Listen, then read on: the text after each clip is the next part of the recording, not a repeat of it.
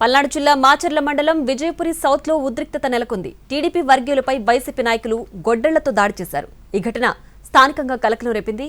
TDP నేతలు రామచంద్ర నాయక్, కసిన్యా నాయక్ కు తీవ్ర గాయాలయ్యాయి. కసిన్యా నాయక్ ను గుంటూరు ప్రభుత్వ ఆసుపత్రికి తరలించారు. ఇరు వర్గాల దాడుల్లో 9 మందికి తీవ్ర గాయాలయ్యాయి. వైసీపీ నేత శ్రీను నాయక్ గతంలో డ్వాక్రా రుణాల్లో అక్రమాలకు పాల్పడినట్లు ఆరోపణలున్నాయి. దీనిపై అధికారులతో విచారణ చేస్తున్నారు. ఆ కక్షతోనే టీడీపీ నేతలపై దాడులకు పాల్పడినట్లు సమాచారం.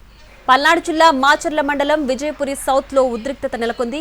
టీడీపీ వర్గీయులపై వైసీపీ నాయకులు గొడ్డళ్లతో దాడి చేశారు.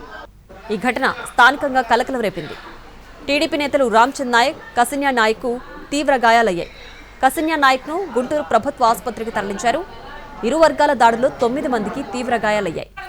వైసీపీ నేత శ్రీను నాయక్ గతంలో డ్వాక్రా రుణాల్లో అక్రమాలకు పాల్పడినట్లు ఆరోపణలున్నాయి. దీనిపై అధికారులతో విచారణ చేస్తున్నారు. ఆ కక్షతోనే టీడీపీ నేతలపై దాడులకు పాల్పడినట్లు సమాచారం.